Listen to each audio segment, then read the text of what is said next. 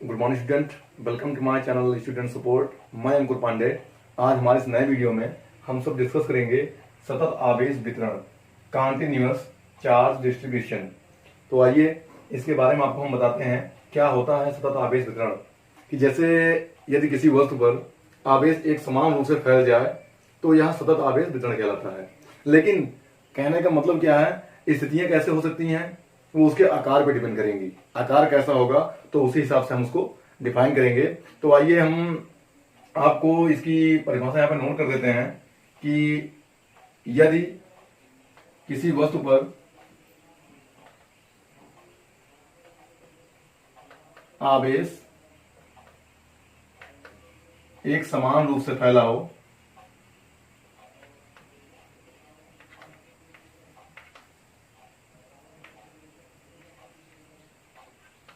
तो यह सतत आवेश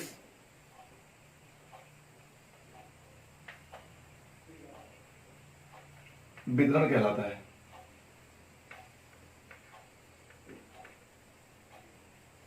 तो एक बात तो यहां पे क्लियर हो गई, लेकिन एक बात ध्यान दीजिए, सतत आवेश वितरण उस वस्तु के आकार पर डिपेंड करेगा, ये बात ध्यान देना। तो वस्तु के आकार के आधार पर सतत आवेश वितरण तीन प्रकार के हो सकते हैं। कौन कौन से?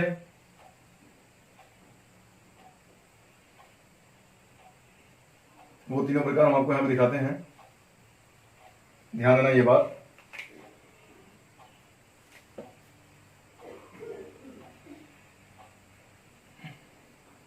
रेखीय आवेश वितरण,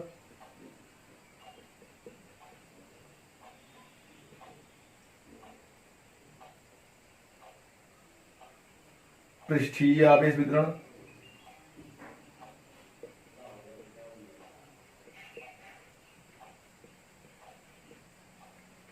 और आयतनीय आवेश वितरण।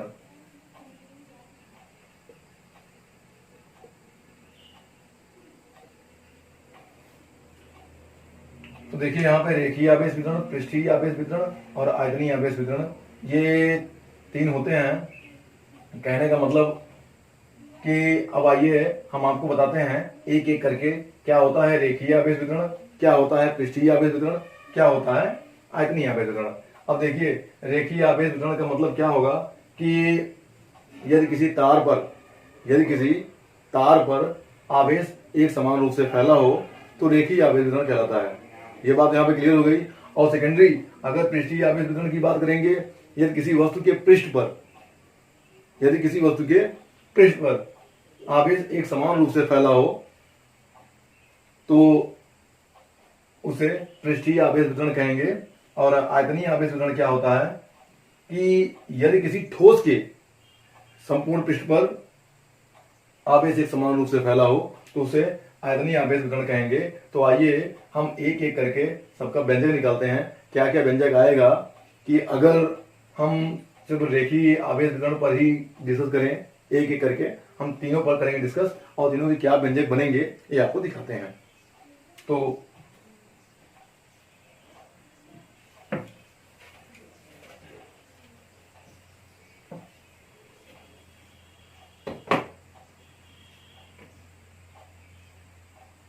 देखिए रेखीय आवेश वितरण,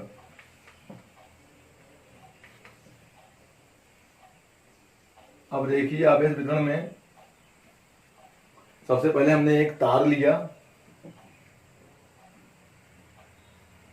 ये तार हो गया मान लीजिए, वो तार पे एक समान रूप से आवेश फैला हुआ है। ये पे पॉजिटिव नेगेटिव कुछ भी हो सकता है, आप कुछ भी ले सकते हैं, जो भी चार्ज होगा एक समान रूप से फैला मैंने दिखा दिया तार पर। और तार से पे कुछ दूरी पर मैंने एक बिंदु पी ले लिया हुआ है जिस पर आवेश है Q0। अब देखिए यहां से मैंने एक छोटा सा हिस्सा काट लिया हुआ है, यहां जो काटा हुआ है वो लगवाइयो DL ले लिया।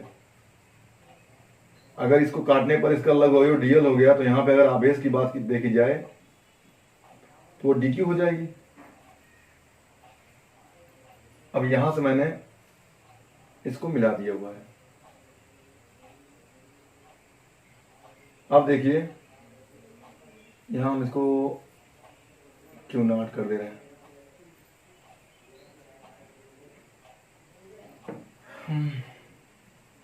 अब एक बात ध्यान दीजिए, अगर इसकी डिस्टेंस हम ले लेते हैं r, तो इसकी दिशा इस साइड में वेक्टर r होगी,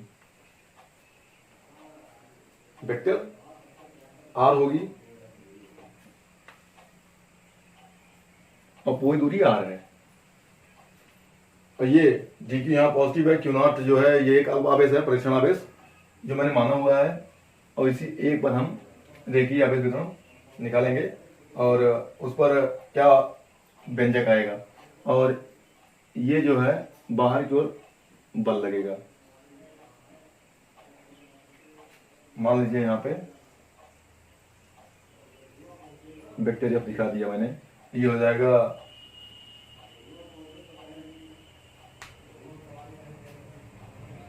पीओ के सापेक्ष। अगर मैं इसको ओ मान लूंगा तो यहाँ मैं सिर्फ वेक्टर एफ मान दिखा दिया हूँ, ये बात आप लोग यहाँ पे ध्यान देंगे। अब देखिए आवेश वितरण क्या होगा। अब देखिए ये तो तार पर एक समान फैला हुआ है, तो हम कह सकेंगे कि ध्यान दीजिए यहाँ पे एकांक लंबाई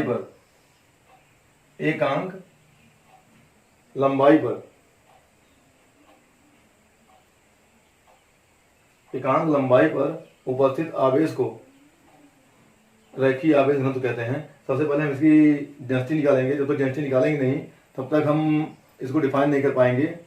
कहने का मतलब है एकांक लंबाई पर लगने वाले आवेश को रेखीय आवेश घनत्व कहते हैं, और जिसको हम डिनोट करेंगे लैम्डा से। ये बात आप लोग ध्यान देंगे। यहाँ पे एक नई बात आएगी, रैखिक आवेश घनत्व। तो यहाँ पे जब डेंसिटी निकालेंगे तो इसकी लंबाई, तो कहने का मतलब ये क्या हो जाएगा, ध्यान दीजिए कि लैम्डा जिसको रैखिक आवेश घनत्व कहेंगे बराबर हो जाएगा एकांक लंबाई यहाँ पे डीएल लिया हुआ है मैंने, और ये हो जाएगा डीक्यू, क्योंकि इस पृष्ठ पर यही आवेश डीक्यू है।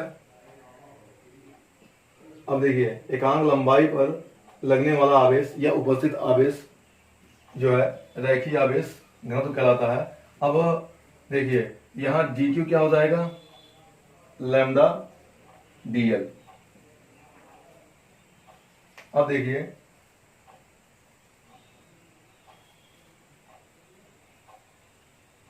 अगर मैं इसको ओ मान लेता हूं यहाँ पे ओ, तो यहाँ पे हो जाएगा बिंदु ओ के द्वारा बिंदु पी पर लगने वाला वैद्युत बल,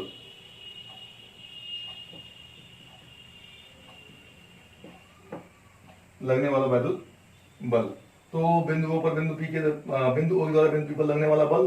तो यहाँ पे वेक्टर देखिए ये है, ये डीएफ होगा। डीएफ मैंने इसलिए लिया हुआ है क्योंकि एक मैं छोटा सा हिस्सा यहाँ पे काटा हुआ है, संपूर्ण नहीं चल रहे हैं हम लोग। अब देखिए तो ये हो जाएगा vector DF equal to 1/4πε0, same वही। अब देखिए यहाँ पे उस पर क्यू नॉट डी क्यू बटा। अब एक बात ध्यान दीजिए, यहाँ पे मान आप वेक्टर आर का स्क्वायर हो जाएगा, बाद में इसकी पूरी वैल्यू आर ही होगी। यहाँ मैं आर स्क्वायर करके और यहाँ पे आर कैप कर दे रहा हूँ, फिर आर कैप को हम सॉल्व करेंगे, वहां वेक्टर आर हो जाएगा, यहाँ आर क्यूब हो जाएगा वेक्टर के फॉर्म में। ये बात आप लोग यहाँ पे ध्यान देंगे। फिर देखिए ये डी क्यू की वैल्यू हम यहां से ला करके यहाँ पे पुट कर देंगे। डी क्यू की वैल्यू हम वहां से ला करके यहाँ पे पुट कर देंगे। देखिए क्या हो जाएगा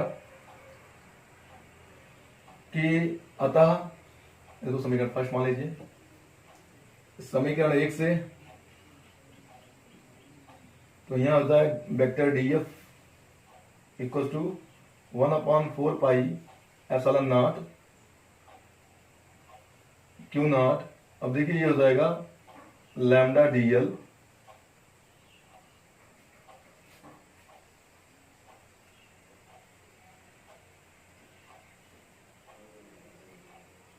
upon R square are cap.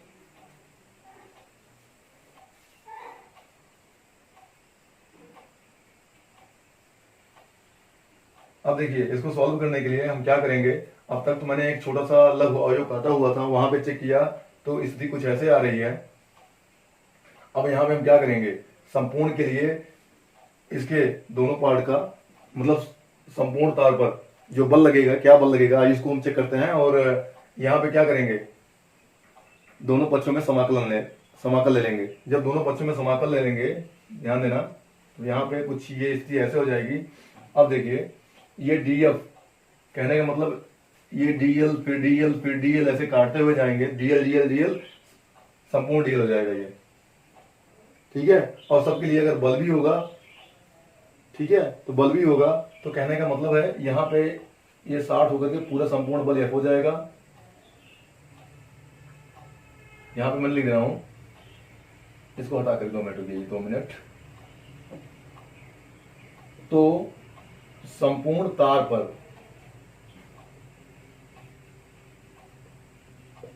लगने वाला बल, तो यहां पे हो जाएगा वेक्टर एफ बराबर, संपूर्ण हो गया। अब ये बन जाएगा कि समाकल of 1/4 pi epsilon naught lambda Q naught DL upon are square are cap. अब यहां पे ध्यान दीजिए, ये हो जाएगा वेक्टर एफ इक्वल टू, अब देखिए यहां पे देखिए बदलाव उसी में होगा, सिर्फ जहां देखिए छोटा लिखा हुआ है डीएल, ठीक है, जहां पे ये छोटा अवयव होगा, ठीक है, उसी सापेक्ष बदलेगा, बाकी सब आपके जो है यहाँ पे कांस्टेंट हो जाएंगे, वो बाहर हो जाएंगे। तो यहाँ पे जो भी बाहर होंगे वो सारी चीजें हमने बाहर कर लिया। तो यहाँ पे देखिए बनेगा क्या, मुझे यहाँ 1/4 pi epsilon naught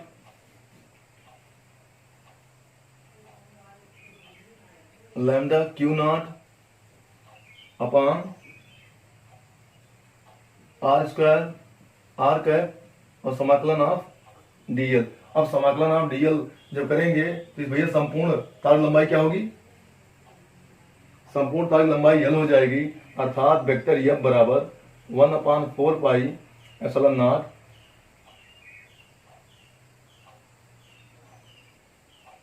q naught lambda l upon, इसको मैं आर क्यूब कर दे रहा हूं, यहां वेक्टर आर,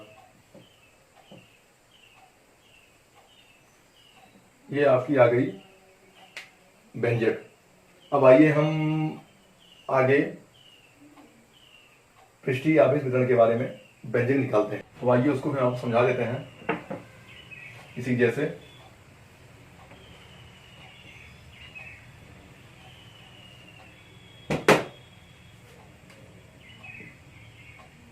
दूसरा था पृष्ठीय आवेश वितरण।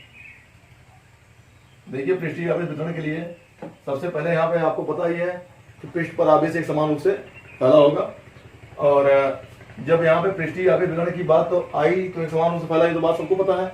और फिर सेकेंडरी मैंने आपको यहाँ पे क्या बताया था कि जो भी हम पृष्ठ लेंगे, ठीक है, वहां पे सबसे पहली बात है डेंसिटी की। देखिए वहां पे तार था, जब यहाँ पे कोई मैंने सतह लिया हुआ है तो वहां पे एरिया की बात आएगी, तो जाहिर सी बात है कि यहां पे हम लोग क्या बोलेंगे, ये बात ध्यान देंगे आप कि एकांक क्षेत्रफल पर उपस्थित आवेश, एकांक क्षेत्रफल पर उपस्थित आवेश पृष्ठीय आवेश घनत्व कहलाता है। देखिए एक पहले आपको फिगर के माध्यम से हम आपको दिखाना चाहूंगा, और तो आपको सारी बातें क्लियर हो जाएगी। कहने का मतलब है, सपोज करिए मैंने एक यहाँ पे सर्किल लिया हुआ है,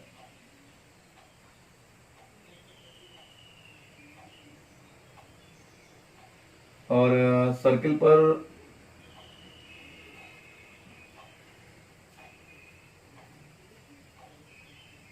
अब ये सर्किल की जो एरिया होगी वो ए होगी, इस पर आवेश एक समान रूप से ये फैला हुआ है। ये अंदर नहीं होगा, बाहर होगा, सॉरी, जहां अंदर वाली बात आ जाएगी वो क्षेत्र आयतन में अंदर आ जाए। ठीक है, ये एक समान रूप से यहाँ पे फैला हुआ है। अब मैंने क्या किया हुआ है, यहाँ पर भी एक छोटा सा हिस्सा लिया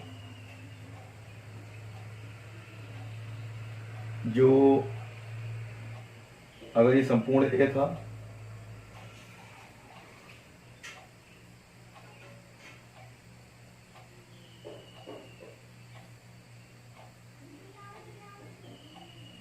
तो इतने का एरिया क्या हो जाएगा, संपूर्ण का एरिया ए था तो इतने का एरिया डी ए हो जाएगा, और यहाँ पे जो आवेश होगा वो डी क्यू हो जाएगा। और एक बाहर मैंने बिंदु पी लिया हुआ है और ये दूरी आर होगी, ये मैंने आर वेक्टर कर दिया हुआ है डायरेक्शन के ओर। तो यहाँ मान लीजिए बाहर की ओर फोर्स बल लगेगा, ये हो जाएगा क्यू नॉट, ये हो जाएगी वेक्टर डी एफ।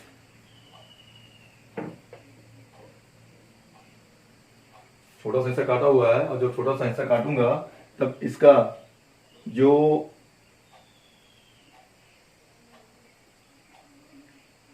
एरिया होगा वो डी ए होगा,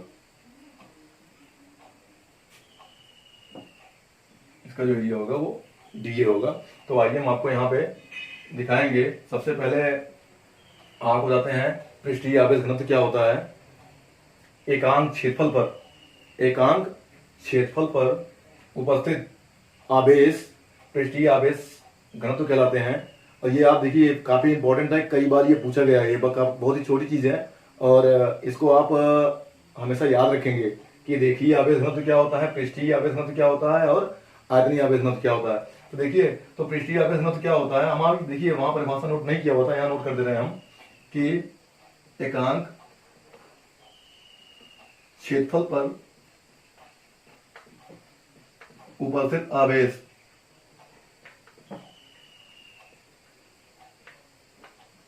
पृष्ठीय आवेश घनत्व कहलाते हैं।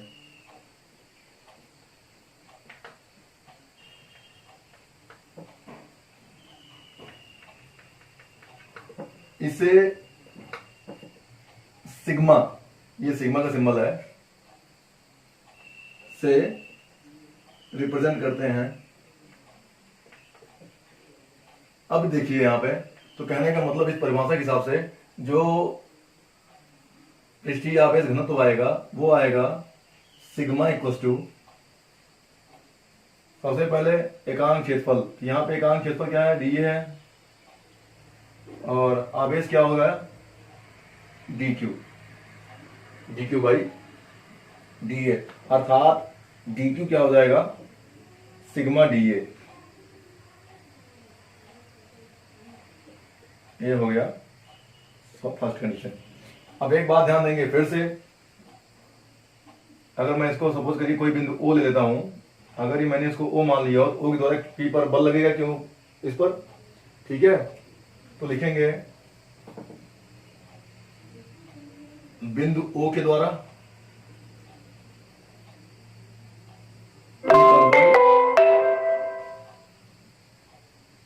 पी पर बल, तो पी पर बल लगाएंगे, सेम वही यहां पे क्या बनेगा, वेक्टर डी एफ बराबर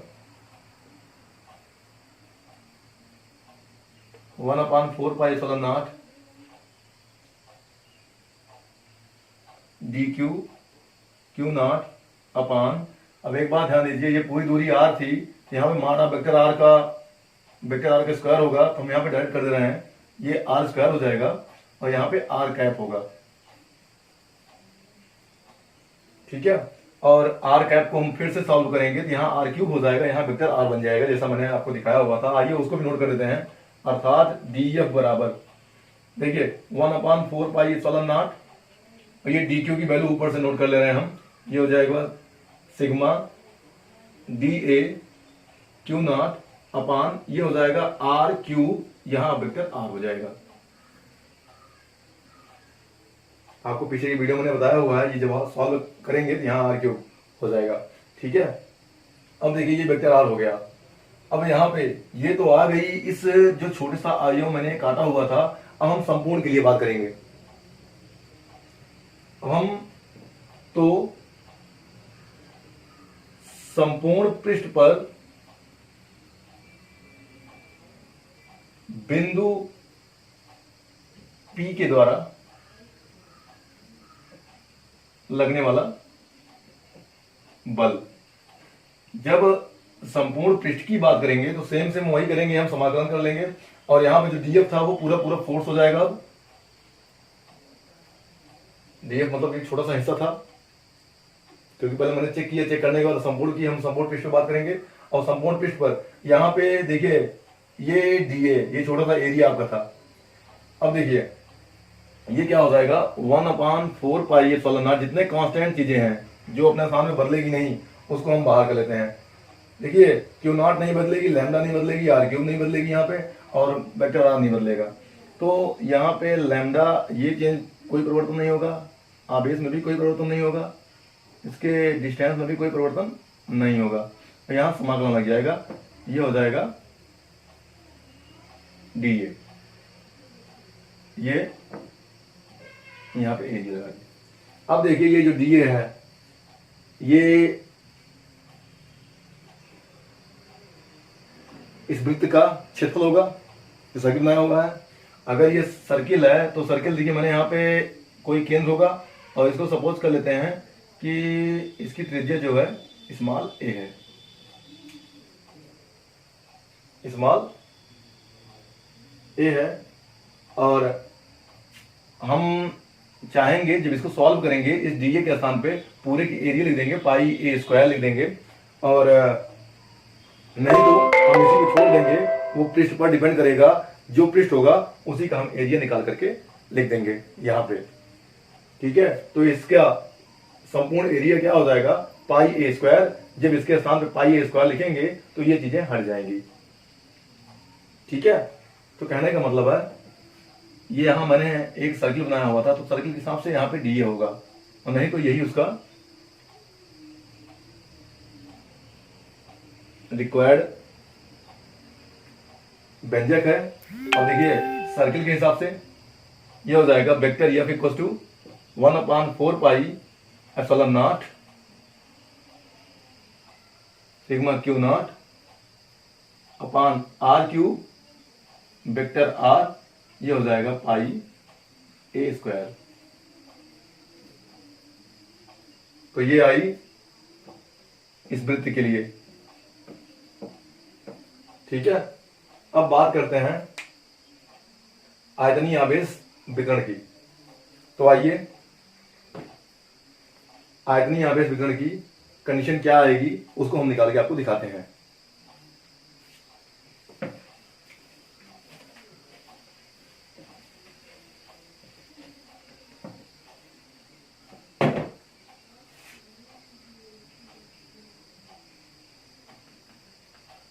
आयतनीय आवेश वितरण की। तो देखिए आयतनीय आवेश वितरण की, तो यहां पे देखिए जब आयतनीय आवेश वितरण की बात करेंगे हम, तो जाहिर सी बात है जो पृष्ठ होगा वो एक ठोस होगा, जिसके बीच में जगह हो, जिसके बीच में खाली स्थान हो। जानते हो आयतन क्या होता है कि जो हवा में स्थान ग्रहण करता है ना, यही तो बात है, उसी वस्तु का आयतन निकाल पाएंगे हम। और यहाँ पे आयतन के लिए सपोज करते हैं हम कि जैसे कहने का मतलब है ये हो गया,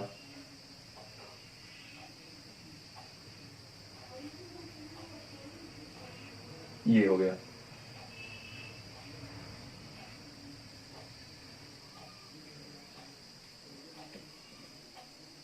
ये मैंने एक क्यूब बनाया हुआ है जिसके भीतर जो है ये पॉजिटिव आवेश एक समान रूप से वितरित है। अब देखिए मैंने यहाँ पे एक बिंदु लिया हुआ है, ये बाहर एक बिंदु ले लिया है पी इसके अंदर में।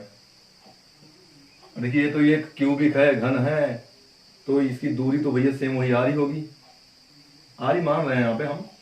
अगर आर होगी तो ये वेक्टर आर हो जाएगा। ये बल देखिए, अगर मैंने यहाँ से छोटा सा हिस्सा लिया हुआ, ध्यान रही ये भी बात, सबसे पहले मैंने छोटा सा हिस्सा लिया हुआ है ये, ठीक है, और ये मैंने इसको ओ का नाम दे दिया हुआ है, ये पी होगा, ये वेक्टर डी एफ हो जाएगा। और यहाँ पे जो आवेश होगा वो डी क्यू हो जाएगा। वैसे सब में प्लस क्यू आवेश समान रूप से वितरित है। तो देखिए सबसे पहले आएगा आयतन आवेश घनत्व। तो आयतन आवेश घनत्व कैसे हम यहाँ पे डिफाइन करेंगे, तो एक बात ध्यान दीजिए कि आयतन आवेश घनत्व, देखिए अब यहाँ पे आयतन आवेश घनत्व है और शुरू हो रहा है आयतन से, तो एकांक आयतन पर उपस्थित आवेश, ठीक, एकांक आयतन पर उपस्थित आवेश जो है आयतन आवेश घनत्व कहलाता है। ये भी लिख लेंगे, एकांक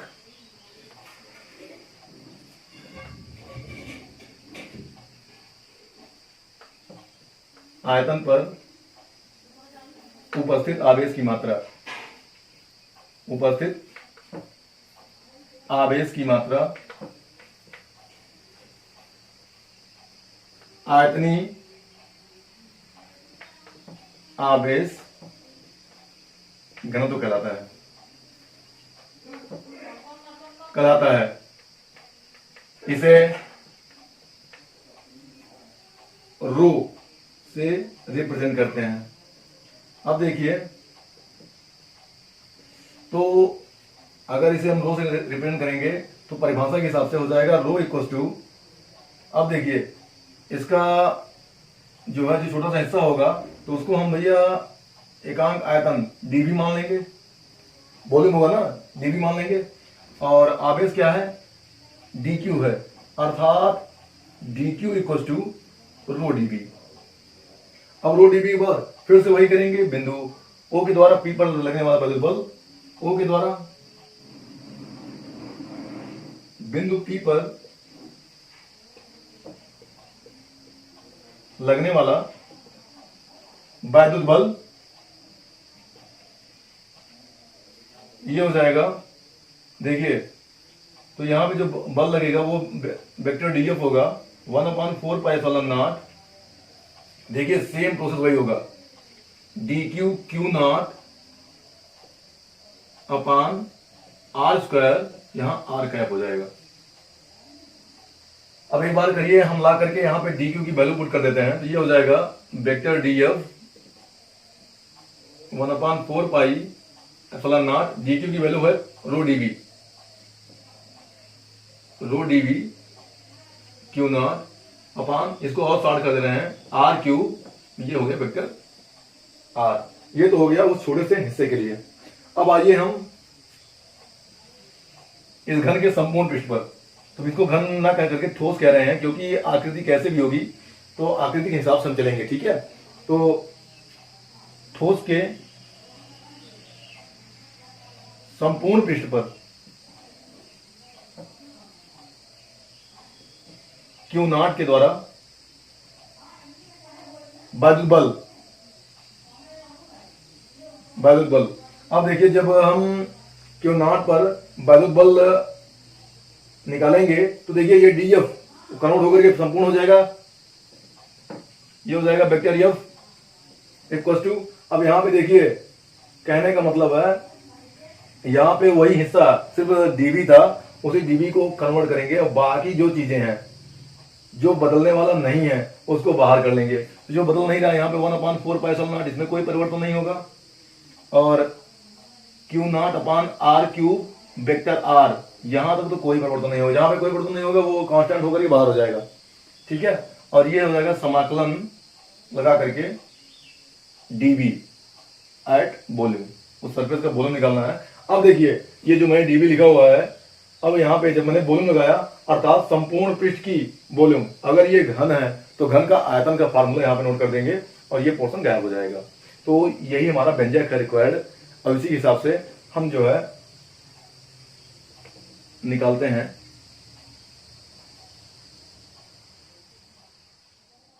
काफी इंपॉर्टेंट है ये।